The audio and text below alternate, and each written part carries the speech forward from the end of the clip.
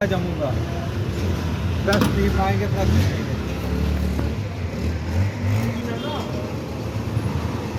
Pure soft piece.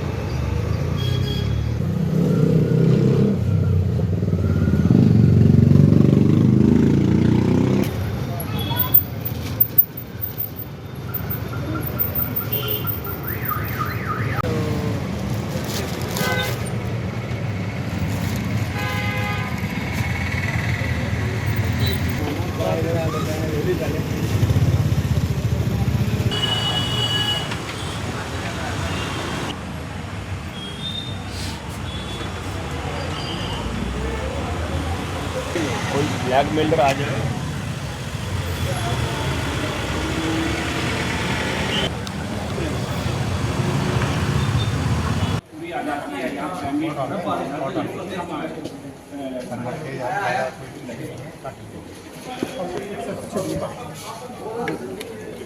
देखिए sir ऐसा है देखिए सर ऐसा है सेफ्टी चेक के लिए लिया जाएगा कि क्या ये गलत है, क्या ये सिंथेटिक है, क्या है, वो तमाम चीज़ें रहेंगी। फिलहाल सर आपका नाम? कस्तूरी लाल शर्मा जी। शर्मा जी, क्या कहना चाहेंगे? जैसे आप एक हलवाई हैं, दुकानदार है, पनीर बेचते हैं, अब जो गंदा पनीर आता था, डुप्लीकेट पनीर आता था, वो आज बैन हो गया, तो क्या कहेंगे? आज बंद हो गया वो। हम तो लेते ही नहीं थे। हम अपना पनीर बनाते हैं, चाहे 2 किलो 5 किलो 3 किलो किलो हो, अपना दूध लेकर हम अपना बनाकर हम उसको सेल करते हैं। और बहुत अच्छा हो गया ये जो बाहर वाला पनीर बंद हो गया है। इसके लिए हम गवर्नमेंट के साथ हैं, पब्लिक के साथ हैं, और हम चाहते हैं कि ये आगे भी परमानेंट बंद रहना चाहिए।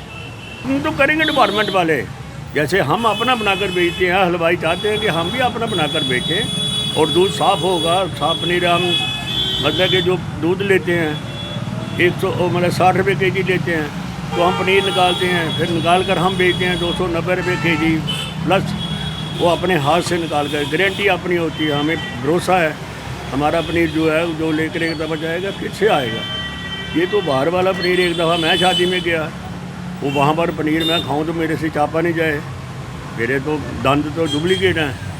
लेकिन जब मेरे से खाया ना जाए, मैंने वेटर को बुलाया, मैं ये क्या ये कौन सा पनीर है? हम भी पनीर का ही काम करते हैं, हम एकदम हाथ से मल कर देख लेते हैं हमारा पनीर जो घी छोड़ता है, ये साला चापे नहीं जा रहा है। क्यों ना होंगे जब है ही नहीं असल चीज़। इसको खाओ तुम, अब आधा किलो खा जाओ कच्चा पनीर, तुम्हारी बॉडी में अच्छा लगेगा, प्रोटीन बनेगी। उसमें कौन सी प्रोटीन आएगी? डॉक्टर के पास जाने के लिए ये तो मेरे दुकानदार हैं, इनको तो फ़ायदा होगा। जब हमारे दूध वाले हैं उनको भी रोजी रोटी चलेगी, हमारी भी रोजी रोटी चलेगी। ये जो बड़े बड़े कैटर हैं, बड़े बड़े जो सप्लायर हैं, उनको नुकसान जाएगा। हमें क्या, हमने 2-4 किलो 5 किलो 3 किलो बनाना है रोज़ का। हमें तो ये अपने ही रोजी रोटी कमा करके होंगे, आगे हमारे काम ख़त्म कर दिए। ये बड़े जो जितने भी सप्लायर हैं, हम खुद बनाते हैं, जितना भी बनाएंगे 20 किलो दूध लेंगे 30 किलो लेंगे, उसका हम दूध नहीं करेंगे।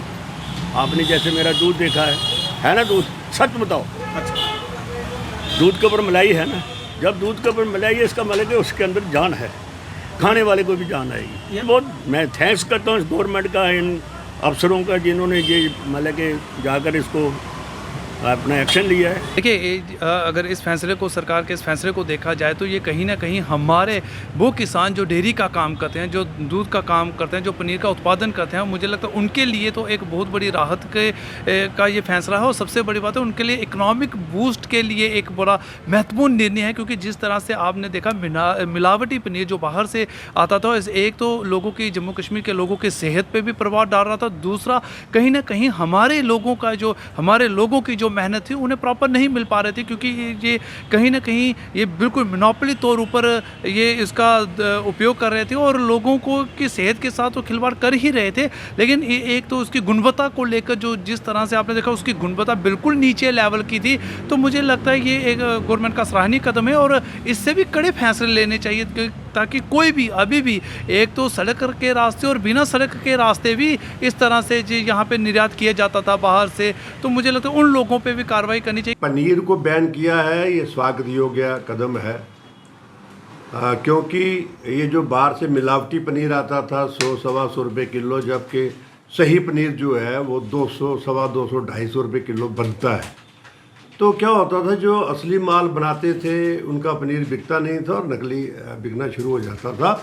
मैं पनीर के साथ साथ और भी जोड़ना चाहता हूँ, फूड सेफ्टी एक्ट को भी मैं चाहता हूँ कि असेंबली लगी हुई है, ऐसा मजबूत एक्ट बनाया जाए कि जो मिलावट करता पकड़ा जाए, चाहे वो फैक्ट्री है, चाहे वो डेयरी है, चाहे वो दुकान है, उसको इमीडिएट सील कर दिया जाए और उस मालिक को कम से कम 10 साल सलाखों के पीछे उसकी सज़ा होनी चाहिए। शायद करण जी दुनिया को पता नहीं है, लेकिन जो डेवलप कंट्री हैं जैसे अमेरिका है, कनाडा है, यूरोप है, तो उन कंट्रियों में मिलावट करने वाले को सज़ा मौत तक दी जाती है। उस बड़ी से बड़ी कंपनी का भी लाइसेंस कैंसिल कर दिया जाता है और उसको दोबारा जो उसका मालिक होता है उसको सलाखों के पीछे भेज दिया जाता है। अब देखिए, आप पनीर की बात, पनीर पकड़ा गया या घी नकली पकड़ा गया, कब से चल रहा है ये बहुत सराहनीय कदम है, क्योंकि ये पनीर नहीं, ये जहर था और ये पनीर कई लोगों की जान ले चुका है। मैं बताऊंगा, क्योंकि वो मेडिकली बिल्कुल अनफिट था और उसमें मिलावट कई केमिकल जो कि हानिकारक थे ह्यूमन बीइंग के लिए, और ये कई वर्षों से ये धंधा चलता आ रहा था।